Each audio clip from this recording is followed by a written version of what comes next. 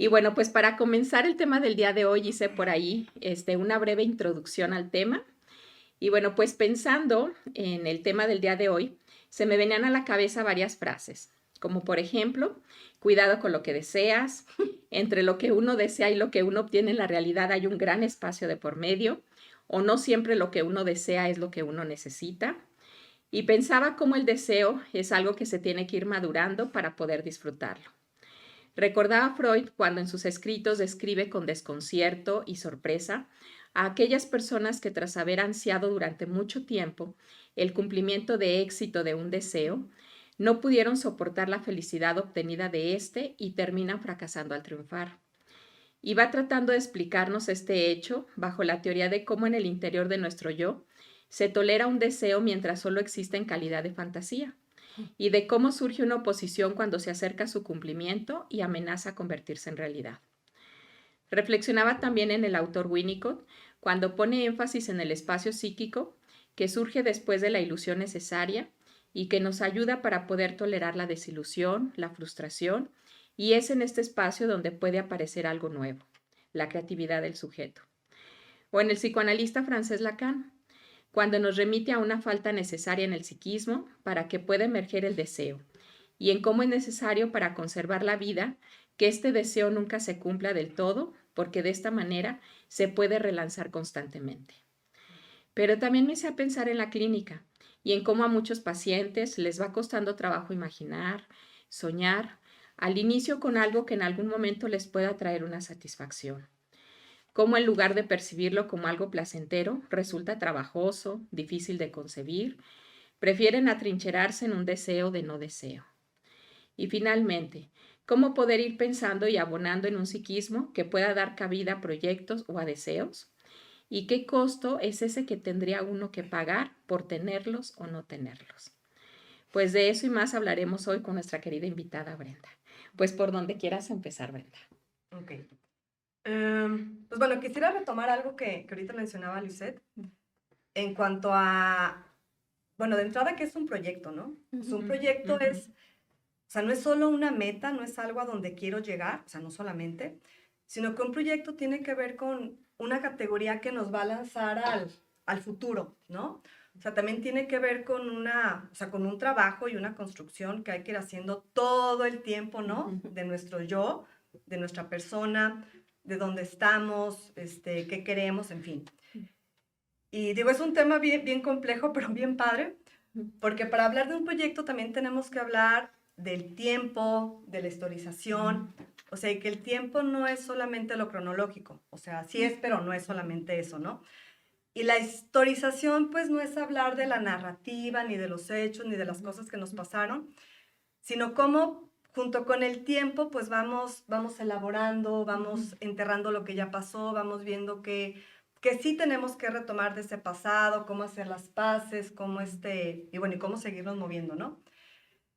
Y bueno, a lo mejor me voy a poner muy teórica ahorita al principio, pero bueno, creo que hay una teoría que a mí me dio mucha luz para ir entendiendo este tema, y es hablar pues bueno, de la violencia primaria y de la violencia secundaria, ¿no? Y bueno, y me voy a referir mucho a la relación entre madre e hijo. Digo, de repente a lo mejor nos pueden criticar de que abusamos mucho de estar hablando de la madre y la madre y la madre. Pero bueno, no es solo la madre, o sea, al final la madre tiene que ver con o sea, el carácter pulsional, ¿no? Y la relación madre-hijo, pues es la relación prototípica para hablar pues de Del esto, origen, ¿no? ¿no? Del origen, exactamente. O sea, de que al final, pues, bueno, un niño, o sea, un infante, el que no habla, pues tiene demandas, ¿no? Necesita que alguien le nutra, le dé, le explique el mundo. Y la mamá pues tiene un deseo, que su deseo es dar, es proveer, es ser la fuente de placer, es ser la fuente de todo esto. Entonces, en ese momento, pues, así tiene que ser y es permitido porque es con fines pues, de supervivencia, ¿no? El peligro es cuando esto se extiende y hablamos de un exceso, o sea, de un exceso de que esta relación tiene que seguir siendo así por los siglos de los siglos y no puede haber un cambio, entonces se tienen que seguir relacionando de la misma manera. Y aquí es donde quisiera como detenerme, ¿no? Porque llega un momento en donde también el infante va teniendo esta capacidad pues de pensar, ¿no? Y pensar es una actividad que hacemos en solitario, es un espacio de resguardo, es algo que nos permite tener un mundo privado, ¿no?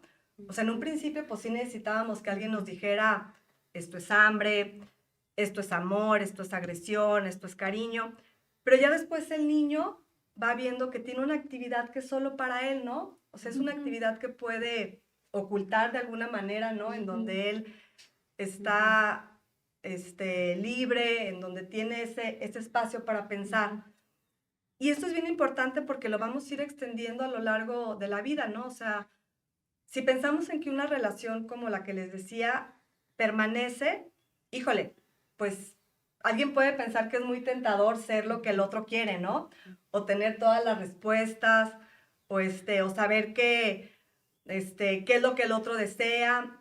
Pero, o sea, es tentador, pero al mismo tiempo pensemos en el riesgo, ¿no? O sea, y es un riesgo que vemos a lo mejor ya están en muchas familias, pues bueno, donde hay alguien psicótico, ¿no? En donde precisamente lo que no se dio lugar es ese espacio para pensar, ese espacio para salir de lo materno, para poder cuestionar, para poder confrontar a los otros, ver qué quiero, qué deseo, ¿no? Bueno, algo así fue lo que fui Y la pensando. vida, ¿no? O sea, como yo pensaba que la frustración es algo que es parte de la vida, ¿no? Desde el momento en el que yo me doy cuenta que esta persona que siempre supo que necesitaba, hoy no.